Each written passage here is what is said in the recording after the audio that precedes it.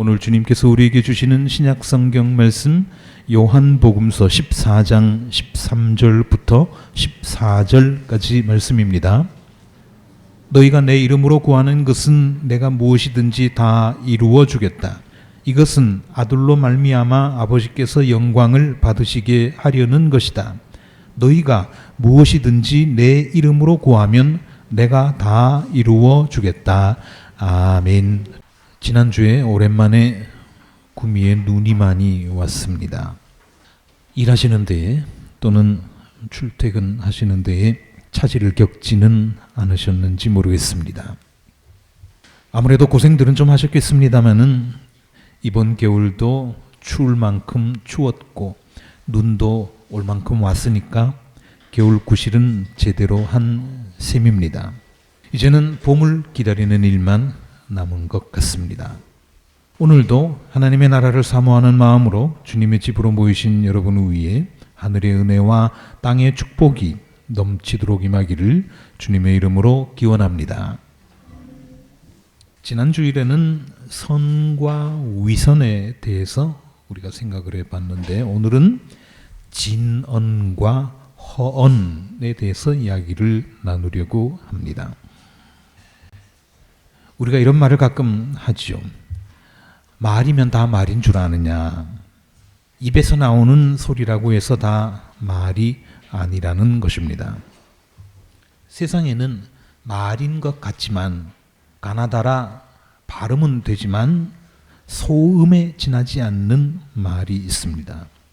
쓸데없는 말, 의미 없는 말, 위선적인 말, 사랑이 없는 말, 거짓말 등등.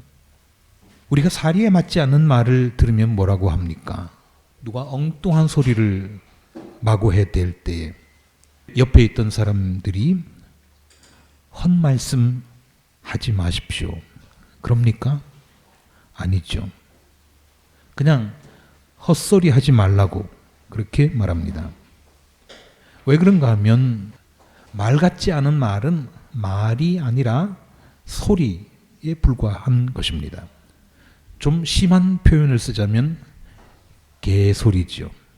개에게는 대단히 미안하지만 이런 것은 말도 아니고 그렇다고 소리도 아니고 그냥 소음입니다.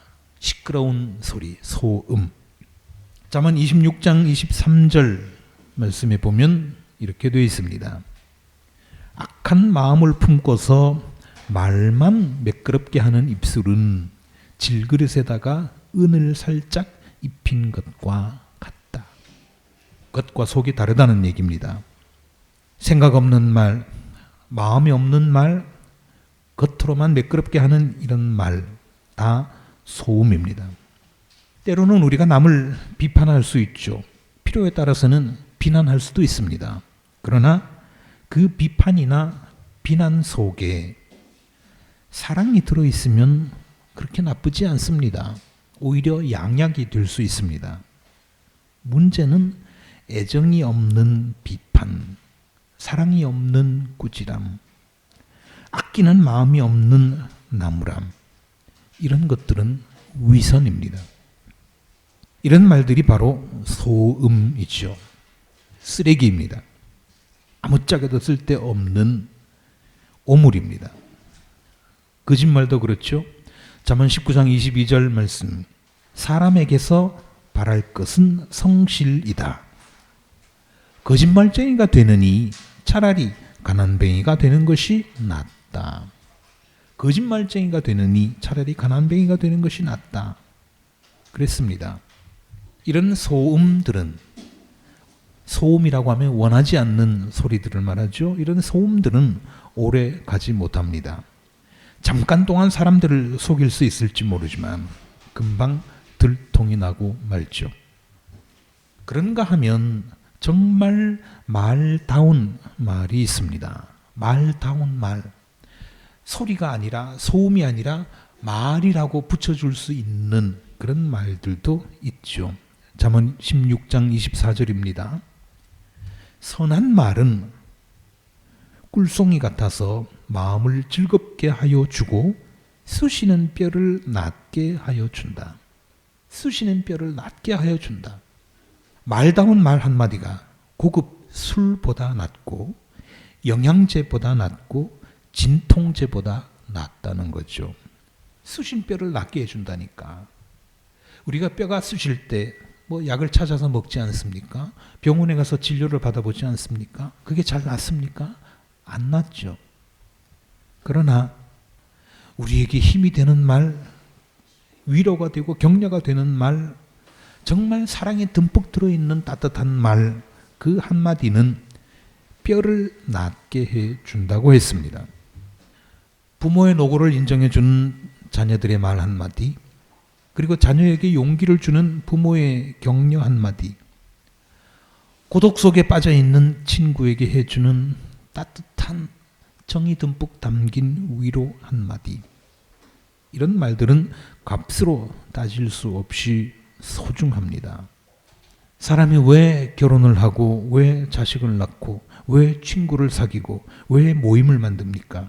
그것은 말다운 말을 서로 주고받으면서 마음의 감동을 얻기 위해서입니다. 삶의 힘을 얻기 위해서입니다. 아픈 상처를 낫기 위해서입니다. 말하면 사람만 하는 것 같은데 사실은 사람뿐만 아니라 하나님도 말을 하시지요. 하나님께서 하시는 말, 그것을 우리는 말씀이라고 부릅니다. 말씀. 하나님의 말씀은 사람의 말과는 근본부터 다릅니다. 아무리 사람이 천사의 말을 한다고 할지라도, 사랑을 아무리 듬뿍 담는다고 할지라도, 정을 가득 싣는다고 할지라도 사람의 말과 하나님의 말은 다릅니다. 자, 하나님의 말씀 왜 그렇게 다른가? 창세기에 보면 태초에 하나님께서 이런 말씀을 하십니다. 빛이 생겨라. 그러자 빛이 생겼습니다. 물 한가운데 창공이 생겨서 물과 물 사이가 갈라져라. 그러자 창공이 생겼습니다. 하늘 아래에 있는 물은 한 곳으로 모이고 묻은 드러나라. 그러자 땅이 생겼습니다. 땅은 푸른 우물 돋아나게 하여라. 씨를 맺는 식물과 씨 있는 열매를 맺는 나무가 그 종류대로 땅 위에서 돋아나게 하여라. 그렇게 말씀하시자 또 그렇게 되었습니다. 물은 생물을 번성하게 하고 새들은 땅 위 하늘 창공으로 날아다녀라 하시니까 역시 그대로 되었습니다. 그리고 물고기를 보시고 생육하고 번성하여 여러 바닷물에 충만하여라. 새들도 땅 위에서 번성하여라 하시니까 그대로 되었습니다. 땅 생물을 그 종류대로 내어라. 집짐승과 기어다니는 것과 들짐승을 그 종류대로 내어라 하시니까 역시 그대로 되었습니다. 이 세상에 아무것도 없을 때, 땅이 혼돈하고 공허할 때, 어둠이 깊음 위에 있을 때 물 위에서 움직이고 계시던 하나님, 그분이 곧 말씀이시라고 했죠. 요한복음에 그렇게 적혀 있습니다. 그분이 곧 말씀이셨습니다. 그 말씀이 육신이 되셨는데 육신이 되신 말씀, 이분이 곧 예수님 아닙니까? 예수님도 마찬가지로 말씀으로 세상을 움직이셨습니다. 일어나지 못하는 사람에게 일어나라 하시니까 안전뱅이가 벌떡 일어났습니다. 앞을 못 보는 사람에게 눈을 떠라 하시니까 맹인이 번쩍 눈을 떴습니다. 그리고 죄 때문에 고생하고 죄 때문에 짓눌려 사는 사람에게 내 죄가 사하여졌다 하시니까 중풍병자가 벌떡 일어났습니다. 사람에게뿐만 아니라 바다야 바람아 잔잔해져라 하시니까 자연까지도 주님의 말씀에 순종했습니다. 참 신기하죠. 그런데 이것은 마술이 아닙니다. 꼭 마술 같지 않아요? 그러나 마술이 아닙니다. 도깨비 방망이 두들기듯 금 나와라 뚝딱 은 나와라 뚝딱 하는 그런 종류의 행동도 아닙니다. 성경에서 말하는 것은 말씀이 실행이 되었다.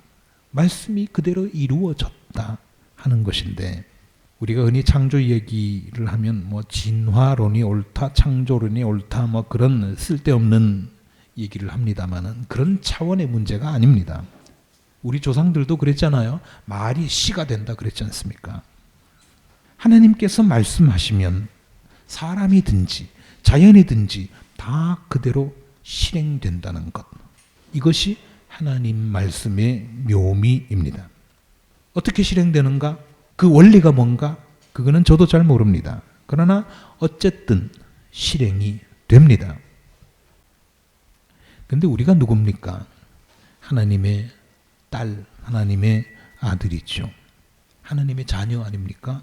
하나님의 자녀라면 그 아버지의 그 아들, 그 아버지의 그 딸, 하나님의 자녀라면 하나님과 거의 동격인 존재들입니다.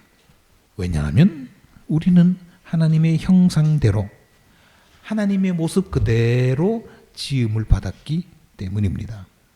그러니까 하나님의 속성을 그대로 가지고 있다는 것이죠.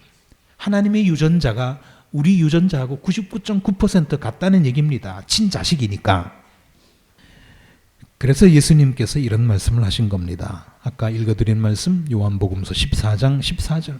너희가 무엇이든지 내 이름으로 구하면 내가 다 이루어 주겠다. 몇 개 빼고가 아니라 다 이루어 주겠다. 그러셨습니다. 하늘이 생겨라 하니까 하늘이 생겼듯이, 땅이 생겨라 하니까 땅이 생겼듯이 우리가 기도하면, 예수님의 이름으로 기도하면 그대로 이루어지게 해 주겠다고 하는 것이 하나님의 약속입니다. 하나님의 말씀처럼 우리의 말도 우리의 기도도 말하는 대로 그대로 실행이 되게 해 주겠다고 하는 이야기죠. 아까 말씀드렸지 않습니까? 말에는 세 가지가 있습니다. 첫째는 그 누구에게도 도움이 되지 않는 소음, 시끄러운 소리. 이게 첫째고요. 그 다음에 둘째, 사람과 사람 사이에 소통을 가능하게 해주는 도구인 말 그대로 말다운 말. 그리고 셋째는 말하는 대로 이루어지는 말씀입니다. 하나님처럼 뭐가 생겨라 하니까 생겨나고 일어나라 하니까 일어나고 하는 그런 말씀입니다. 세상 지식에 오염이 덜 된 사람일수록 말을 함부로 하지 않습니다. 왜 그렇겠습니까? 말이 씨가 되어서 현실로 나타나기 때문에 말을 함부로 할 수가 없어요. 아이고 추워 하면은 세상이 진짜 추워집니다.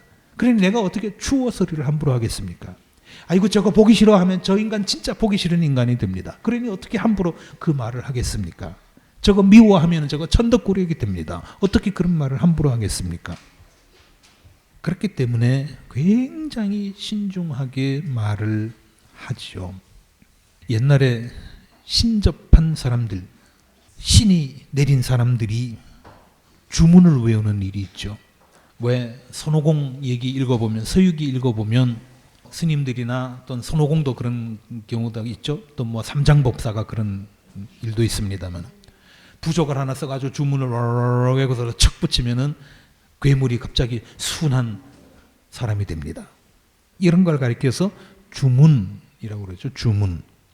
이거를 다른 말로 하면 진언이라고 합니다. 진언. 참진자에다가 말씀 언자를 쓰는데요. 진언 그러면 거짓말이 아닌 참말이라고 하는 뜻도 있지만 전통적으로는 이런 주술적인 주문이라고 하는 그런 뜻 가지는 말이 바로 진언입니다. 이거는 힘이 있는 말입니다. 실현되는 말입니다. 그대로 이루어지는 말입니다. 예를 들면 그런 거죠. 너 죽어. 그러면 그 발 앞에서 그냥 콕 꼬꾸러져서 죽습니다. 원시시대 태고적 이런 일이 허다했습니다. 자, 그 당시에는 왜 이렇게 말의 힘이, 말빨이 무시무시했을까요? 왜 그런가 하면 여기 이현주 목사라고 하는 분은 그렇게 분석을 합니다. 하나님이 주신 본성을 잃어버리기 전이니까. 하나님이 주신 본성을, 하나님의 유전자 99.9%를 거의 그대로 간직하고 있으니까 이런 일이 가능하다 그겁니다. 그래서 불꽃이 일어나면 그냥 보기만, 눈으로만 뻘건 게 아니라 실제로 나무를 태우듯이, 열을 내서 태우듯이 말도 그냥 소리가 아니라 실제로 힘을 발휘하는 그런 어떤 역할을 나타났다 하는 거죠. 그런 물리적인 힘이 있었습니다. 아프리카의 어떤 부족은요, 우리 어린이들도 동화에서 봤는지 모르겠습니다만 동네 한가운데 커다란 나무가 있습니다. 그러면 그 나무를 무슨 일 때문에 베어내야 되는데, 그러면 전기톱을 들고 가는 것이 아니라, 그런 기구를 가지고 가는 것이 아니라 마을 사람들이 함께 그 나무 둘레에 둘러섭니다. 그리고 손을 잡고 돕니다. 그러면서 나무야 죽어라, 나무야 죽어라 하면 실제로 나무가 말라 죽는다는 거죠. 아마도 제가 생각한 데는 문화의 때가, 문명의 때가 덜 묻은 사람들이니까 이런 일이 가능하지 않을까 생각이 됩니다. 우리는 왜 그게 안 될까요? 말하면 그대로 척척 이루어지면 참 신날 것 같은데 잘 안 되죠. 왜 그럴까요? 때가 묻어 있기 때문입니다. 때가 묻어서 하나님과 우리 사이에 이 소통이 제대로 안 되기 때문에 그렇다는 얘기입니다. 그렇다면 때를 벗겨내면 되겠죠. 어떻게 하면 때가 벗겨지겠습니까? 우리의 때라는 게 뭡니까? 그거는 바로 우리들이 가지고 있는 죄입니다. 하나님 앞에서 우리의 때를 벗겨낸다고 하는 것은 바로 우리 죄를 씻어내는 일, 회개하는 일이죠. 하나님 앞에 엎드려서 철저하게 죄를 고백하고 뉘우치면 여러분의 기도는 허언이 아니라 진언이 됩니다. 그냥 말로 주절주절 끝나는 것이 아니라 실제로 행동이 되어 나타나고 실제로 사건이 되어 나타나는 그런 진언이 된다는 겁니다. 말이 떨어지기가 무섭게 그 기도는 현실이 될 것입니다. 이런 기적이 여러분의 일상에 되어서 나타나기를 주님의 이름으로 축복합니다.